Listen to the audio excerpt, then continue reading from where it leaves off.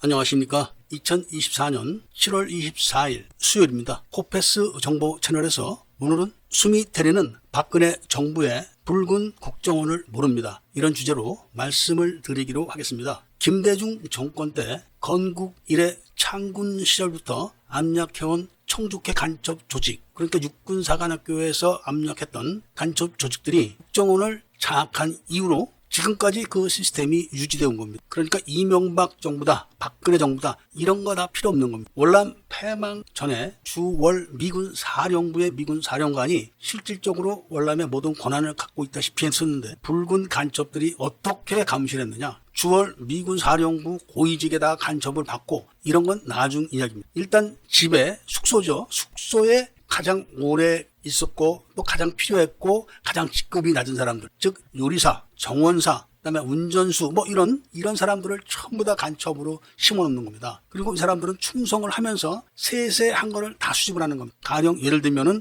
가정부는 아침에 사령관이 나가고 침실을 청소할 때 사용한 휴지, 그리고 침대포에 붙어있는 음모, 이런 것까지 다 수집을 해서 보내는 겁니다. 그날 누구하고 잤다, 이런 것도 다 보고를 하겠죠. 구두를 닦는 사람은 오늘 구두를 몇 켤레를 닦고 어떤 구두를 신고 나갔다, 이렇게 주월 미군 사령관을 철저히 감시했기 때문에 미군이 세운 작전 계획이 항상 다 노출이 되게 되는 겁니다. 그래서 미군이 항상 큰 피해를 받습니다. 이런 식으로 과거 청와대나 국정원 같은 데를 적화시킬 때는 가장 오래 근무할 수 있는 사람들, 즉 말단 조직, 그리고 별정직, 임시직, 이런 사람들을 먼저 다 물갈이를 하는 겁니다. 그런 사람들은 정년이 돼야 나갑니다. 예를 들면 수의장, 이런 사람들은 굉장히 오래 근무하고 조직에 절대적으로 충성을 합니다만은 누가 들어오고 나간 거, 이런 거를 다 기록을 해서 보고를 하는 거죠. 과거 제가 베트남에서 회사를 했을 때 우리 회사를 다니면은 병력이 면제가 됐었습니다. 그래서 많은 사람들이 지원을 했는데 그중에 예를 들면은 한국식으로 생각하면은 인사과나 총무과, 이런 사람들이 끝발을 부릴 것 같지만 사실은 수의장이 제일 끝발을 부립니다. 회사에 입사를 하려면은 서류를 들고 인사과에 가야 됩니다. 그런데 수의가 통과를 안 시켜주는 겁니다. 돈을 안 주면은 안 들여보내주죠. 돈을 안 주면 서류를 안 받아줍니다. 방법이 없는 겁니다. 그러니까 공산주의자들은 어디가 제일 취약하다, 이런 걸 아주 체험적으로 잘 알고 있는, 그렇기 때문에 한번 적화된 조직은 다시 물갈이를 할 수가 없습니다. 그리고 상위직들은 쉽게 말하면 들락날락하게 하는 겁니다. 국정원에 있다가 통일부에 있다가 중국 가서 근무하다 다시 국정원으로 오고, 지금 국정원 핵심 인물들 중에서 자세히 보면 이런 사람이 있습니다. 이런 거를 수미테리가 알 길이 없죠. 예를 들면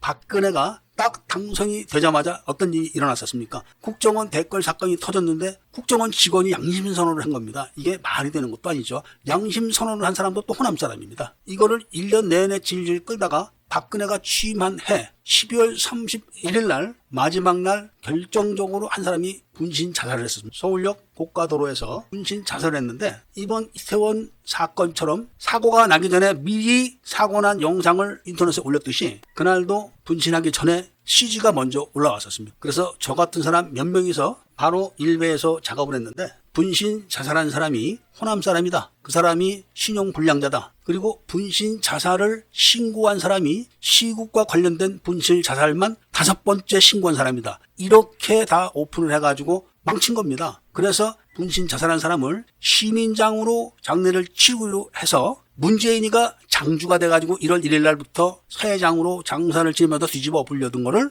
다 못하게 만든 겁니다. 그래서 없던 걸로 하고 망월동에다 매장을 하고 끝냈습니다. 그걸로 끝난 게 아니라 그렇게 돼서 결정적인 봉기 계획이 무산되니까 딱 일주일 후에 지금 유튜브에서 정보 박사로 불리우는 김모식갱이, 먼저 번에 국방부 출입을 했다고 떠들던 그 사람이 바로 지금 그 최재형 사건처럼 종교가 다른 천주교 신부, 그러니까 최재형이처럼 북한을 100번 정도 왔다 갔다 한 사람한테 부탁을 해서 안민석이에게 최순실이가 승마 비리를 저질렀다, 요거를 전해달라, 요렇게 부탁을 하는 겁니다. 딱 일주일 후입니다, 그게. 그래서 안민석이가 그 자료를 받아가지고 국회에서 폭로한 게 4월달입니다. 그러니까 그날이 바로 세월호 사건이 나기 일주일 전입니다. 안민석이가 최순실의 승마 비리를 폭로했을 때 대대적인 여론몰이가 될 걸로 예상을 했는데 기대에 미치지 않고 잠잠해버리니까 마지막으로 세월호 사건이 또 일어난 겁니다. 그때 국정원 댓글 사건을 무리하게 조사를 하다가 쫓겨간 사람이 누구냐? 바로 지금의 윤석열 대통령인 겁니다. 그리고 사이버 사령부도 다 힘을 빼놓고 결국 북한의 손가락 부대들이 수십만이 댓글 공작을 하는 것을 대한민국은 지금 막는 부서가 없습니다. 막는 제도도 없습니다. 그냥 애국 시민들이 알아서 대꾸를 하고 대응을 하는 거, 이게 유일한 겁니다. 국가에서 법으로 대응하는 그런 제도가 없고 법도 없고 조직도 없습니다. 그때 다 없애버린 겁니다. 그래서 바로 문재인이가 박근혜 정부를 제거해가지고 대선에 들어올 때 바로 여론몰이를 하고 가짜로 뭘 만들고 해서 여론몰이를 한 거를 문재인이 마누라가 자랑을 하다가 들통나가지고 징역 가가지고 정치 생명이 끊어진 사람이 있었죠. 바로 그때 대한민국에서 불량 댓글, 즉 국가 기반에 어긋나는 댓글, 북한과 중국에서 공작원들이 조작적으로 여론몰이를 하는 그런 거를 막지 못하게 만들었던 겁니다. 이거 수미태리가 알겠습니까? 국정원 댓글 사건이 일어나던 해, 그러니까 박근혜가 취임하던 해 12월 31일 날 저 같은 사람 몇 사람이 이거를 막지 않았었으면 그때 굉장한 사회 소요가 일어났었습니다. 문재인이는 원래 거지 출신입니다. 거지. 여기서 말하는 거지는 깡통을 차고 다니는 그런 거지가 아니라 학창시절에도 돈이 없이 살던 사람입니다. 대학 때도 경희대학교 앞에서 자취했었습니다. 그것도 제 친구하고 같이 자취했던 놈입니다. 김대중의 가방 묻지, 평생 가방만 들고 다녔던 그 가방 묻지가 제 친구입니다. 노무현이가 점프했을 때 경호 책임을 졌던 책임자가 제가 잘 아는 사람입니다. 그 사람하고 문재인하고 자취도 같이 있었습니다. 수미태니가 이런 거 어떻게 알겠습니까? 지금 저들이 거짓말을 해가지고 정권을 차지하고 권력도 가져가고 재력도 다 갖고 있지만 진실을 계속 이야기하게 되면은 저들의 모든 것이 물거품이 되는 날이 옵니다. 아무리 단단한 얼음도 태양빛이 계속 비춰지면은 다 녹아 없어지게 돼 있는 겁니다. 지금의 권력은 바로 이런 공산주의자들의 거짓 선동으로 만든 권력이기 때문에 진실을 계속 이야기하고 들으면은 다 무너지게 돼 있다는 말씀을 드리면서 오늘 이야기를 마치고자 합니다. 애국 시민분들과 밀매분들은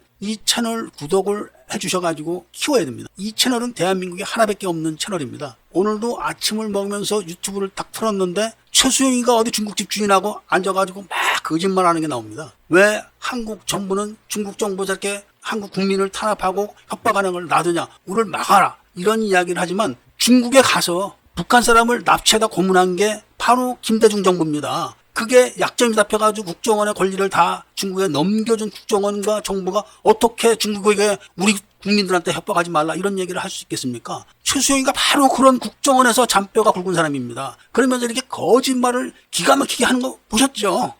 권영애한테 부장님 어쩌고 저쩌고 하면서 눈물까지 흘립니다. 60이 넘은 나이에 눈물이 나옵니까? 그렇게 속이니까 다 속아 넘어가고 있는 것이고, 이제 드디어 작게 8018이 나오고 김대중 정보부와 노무현 정보부, 문재인 정보부와 박근혜 탄핵에 대한 북한 난수방송, 이것이 각각 책으로 나오면은 대한민국의 민주주의는 다시 확고하게 자리 잡을 거라는 말씀을 드리고 많은 협조를 부탁드리면서 오늘 이야기를 들어주신 데 대해서 감사드립니다.